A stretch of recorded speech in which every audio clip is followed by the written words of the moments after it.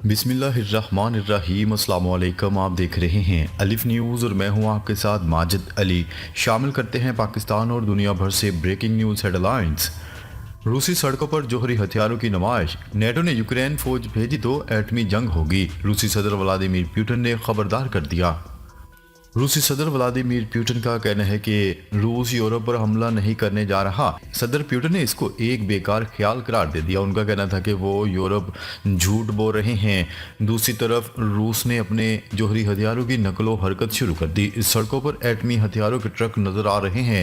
ان حرکات کا مقصد امریکہ، نیٹو اور یورپی یونین کو پیغام بھیجنا ہے کہ روس کسی صورت جنگ ہارنا نہیں چاہتا۔ صدر پوٹن نے مغربی ممالک کو خبردار کیا ہے کہ اگر نیٹو فوجوں نے یوکرین جنگ میں شامل ہوئی تو جوہری جنگ چھڑ سکتی ہے۔ عالمی خبرساں ادارے کی رپورٹ کے مطابق روسی صدر نے پارلیمنٹ سے اپنے سالانہ خطاب میں کہا کہ روس کسی کو بھی اپنے اندرونی معاملات میں مداخلت کی اجازت نہیں دے گا۔ صدر پوٹن نے مزید کہا کہ روسیوں کی اکثریت یوکرین میں خصوصی فوجی کارروائیوں کی حمایت کرتی ہے۔ ہماری مسلح افواج کی جنگی صلاحیتوں میں کئی گنا اضافہ ہوا ہے۔ روسی فوجیں اعتماد کے ساتھ پیش قدمی کر رہی ہیں اور نئے علاقوں کو آزاد کروا رہی ہیں۔ روسی صدر ولادیمیر پوٹن نے فرانسیسی ہم منصب کی جانب سے نیٹو فوج کی یوکرین میں تعیناتی کے مطالبے کو مسترد کرتے ہوئے خبردار کیا ہے کہ اگر نیٹو ممالک یوکرین میں فوج بھیجتے ہیں تو اس سے خطے میں جوہری جنگ چھڑ سکتی ہے۔ خبر کے اگلے حصے میں بات کرتے ہیں۔ امداد لینے کے لیے جمع فلسطینیوں پر اسرائیلی فوج کی فائرنگ، 100 سے زائد فلسطینی شہید۔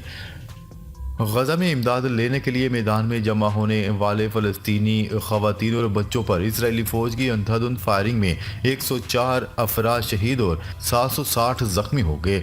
عالمی خبرساں ادارے کی رپورٹ کے مطابق فلسطین کی وزارت صحت نے تصدیق کی ہے کہ اسرائیلی فوج نے شمالی غزہ میں امدادی سامان کے انتظار میں کھڑے فلسطینیوں پر فائرنگ کر دی۔ فلسطینی وزارت صحت کے ترجمان نے بتایا ہے کہ اسرائیلی فوج کی فائرنگ سے 104 فلسطینی شہید اور 760 زخمی ہو گئے۔ زخمی ہونے والوں کو ہسپتال منتقل کر دیا گیا۔ زخمیوں میں سے اکثریت کی حالت نازک ہونے کے سبب ہلاکتوں میں اضافے کا خدشہ ظاہر کیا جا رہا ہے۔ دوسری جانب اسرائیلی فوج کا کہنا تھا کہ امدادی سامان سے لدے ٹرک جیسے ہی غزہ میں داخل ہوئے، امداد کے لیے منتظر شہری ٹوٹ پڑے اور اس دھکم بیل میں درجنوں افراد زخمی ہو گئے۔ اسرائیلی فوج نے امدادی سامان کے منتظر فلسطینیوں پر فائرنگ اور ہلاکتوں کی تردید کر دی۔ ادھر مقامی میڈیا نے تصدیق کی ہے کہ امداد لینے کے لیے ٹرک کا گھیراؤ کرنے والے فلسطینیوں کو قریب آنے پر اسرائیلی فوجیوں نے براہ راست گولیاں ماریں۔ یاد رہے کہ غزہ میں 7 اکتوبر سے جاری اسرائیلی بمباری میں شہید ہونے والے فلسطینیوں کی تعداد 30,000 سے تجاوز کر گئی، جبکہ 60,000 سے زائد زخمی ہیں۔ شہید اور زخمی ہونے والوں میں نصف سے زیادہ تعداد خواتین اور بچوں کی ہے۔ خبر کے اگلے حصے میں بات کرتے ہیں۔ حزب اللہ لبنان کا اسرائیلی حکومت کے فوجی ٹھکانوں پر نئے زبردست حملے۔ خبرساں ایجنسی شہاب کے مطابق حزب اللہ کی جانب سے جمعرات کو صہیونی حکومت کو فوج کے توپ خانے کے حملوں کے جواب میں جنوبی لبنان میں مختلف علاقوں پر میزائل حملوں کا اعلان کیا گیا۔ ادھر صہیونی حکومت کے ذرائع ابلاغ نے خلیج حیفا میں اسرائیلی فوج کے دفاعی نظام کے فعال ہونے اور آسمان میں ایک مشکوک چیز کی نشاندہی ہونے کے بعد دھماکوں کی خبر دی ہے۔ اس سے قبل لبنان کی اسلامی مزاحمت نے مقبوضہ فلسطین کے شمال میں صہیونی حکومت کے جعل العلم فوجی ٹھکانوں کو کم از کم 10 راکٹوں سے نشانہ بنایا تھا۔ خبر کے اگلے حصے میں بات کرتے ہیں۔ یمن کے خلاف امریکہ اور برطانیہ کی جارحیت کا سلسلہ جاری۔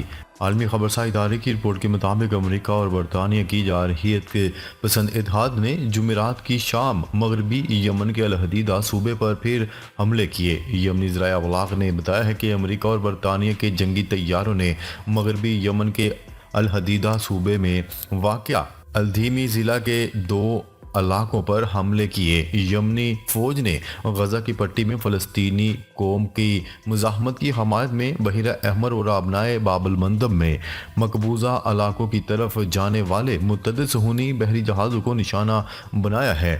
یمنی فوج کے دستوں نے عہد کیا ہے کہ جب تک صہیونی حکومت غزہ پر اپنے حملے بند نہیں کرتی اس وقت تک اس حکومت کے جہازوں یا بحیرہ احمر میں مقبوضہ علاقوں کے لیے جانے والے بحری جہازوں پر حملے جاری رکھیں گے۔ ان حملوں کو روکنے کے لیے امریکہ اور برطانیہ نے ایک غیر قانونی اتحاد بنا کر یمن کے خلاف جارحیت شروع کر رکھی ہے۔ خبر کے اگلے حصے میں بات کرتے ہیں۔ ایران نے روس سے اپنا سیٹلائٹ لانچ کر دیا۔ ایران نے روس سے مقامی طور پر تیار کردہ امیجنگ سیٹلائٹ لانچ کر دیا۔ مغرب کے ساتھ بڑھتی ہوئی کشیدگی کے درمیان ایرانی ساختہ ایک تحقیقاتی سیٹلائٹ مدار میں چھوڑ دیا گیا۔ سرکاری نیوز ایجنسی کی رپورٹ کے مطابق پارس 1 ریموٹ سینسنگ اور امیجنگ سیٹلائٹ جمعے کے روز روسی راکٹ کے ذریعے لانچ کیا گیا تھا۔ ایران کے ٹیلی کمیونیکیشن کے وزیر نے کہا ہے کہ پارس 1 مکمل طور پر مقامی طور پر تیار کردہ ہے۔ ایران نے دعویٰ کیا ہے کہ اس نے اپنے ہی راکٹ کا استعمال کرتے ہوئے جنوری میں بیک وقت 3 سیٹلائٹ مدار میں بھیجے تھے۔ امریکہ سمیت مغربی حکومتوں نے بارہا ایران کو ایسے لانچوں کے خلاف خبردار کیا ہے اور کہا ہے کہ اسی ٹیکنالوجی کو بیلسٹک میزائلوں کے لیے بھی استعمال کیا جا سکتا ہے جس میں جوہری وار ہیڈ پہنچانے کے لیے ڈیزائن کیا گیا ہے۔ خبر کے اگلے حصے میں بات کرتے ہیں۔ یرغمالیوں کے بدلے 6 ہفتوں کے لیے غزہ جنگ بندی۔ امریکی صدر نے قطر کے امیر شیخ تمیم بن حمد الثانی سے فون پر بات چیت کی اور دونوں رہنماؤں نے اس بات پر زور دیا ہے کہ یرغمالیوں کی رہائی کے نتیجے میں غزہ میں کم از کم 6 ہفتوں کے دوران فوری اور پائیدار جنگ بندی ہو جائے گی۔ وائٹ ہاؤس نے اپنے ایک بیان میں کہا ہے کہ غزہ میں انسانی امداد میں اضافے کے منصوبہ بندی پر بھی تبادلہ خیال کیا گیا اور جنگ بندی سے امداد کی فراہمی کو یقینی بنایا جائے گا۔ بیان کے مطابق جو بائیڈن اور شیخ تمیم نے آج شمالی غزہ میں ہونے والے المناک اور تشویشناک واقعے پر بھی تبادلہ خیال کیا جس میں اسرائیلی افواج نے انسانی امداد کے حصول کے لیے آنے والے فلسطینیوں پر فائرنگ کی جس میں درجنوں افراد شہید ہو گئے۔ وائٹ ہاؤس کا کہنا تھا کہ دونوں رہنماؤں نے شہریوں کی جانوں کے ضیاع پر دکھ کا اظہار کیا اور اس بات پر اتفاق کیا کہ اس واقعے نے جلد از جلد مذاکرات کو ختم کرنے اور غزہ میں انسانی امداد کے بہاؤ کو بڑھانے کی ضرورت پر زور دیا۔ خبر کے اگلے حصے میں بات کرتے ہیں۔ پاکستانی انتخابات میں دھاندلی کے الزامات پر امریکی ارکان کانگریس کا انتظامیہ کو خط۔ پاکستان کے انتخابات میں دھاندلی کے الزامات پر امریکی اراکین کانگریس نے انتظامیہ کو خط لکھ دیا۔ ریاست ٹیکساس سے کانگریس مین گریگ کی قیادت میں یہ خط 28 فروری کو بھیجا گیا جسے 30 سے زائد امریکی ارکان کانگریس کی طرف سے بھیجا گیا ہے۔ خط میں پری اور پوسٹ پول مبینہ دھاندلی کے الزامات پر خدشات کا اظہار کیا گیا ہے جبکہ انتخابی تشدد، انسانی حقوق اور بنیادی آزادیوں پر مبینہ پابندیوں کی مذمت بھی کی گئی۔ خط میں زور دیا گیا ہے کہ انتخابی مداخلت کی شفاف تحقیقات تک نئی پاکستانی حکومت کو تسلیم نہ کیا جائے اور پاکستانی حکام پر زیر حراست سیاسی افراد کو رہا کرنے پر زور دیا جائے۔ خبر کے اگلے حصے میں بات کرتے ہیں۔ ترک صدر رجب طیب اردوان کی روس یوکرین میں امن مذاکرات کے لیے ثالثی کی پیشکش۔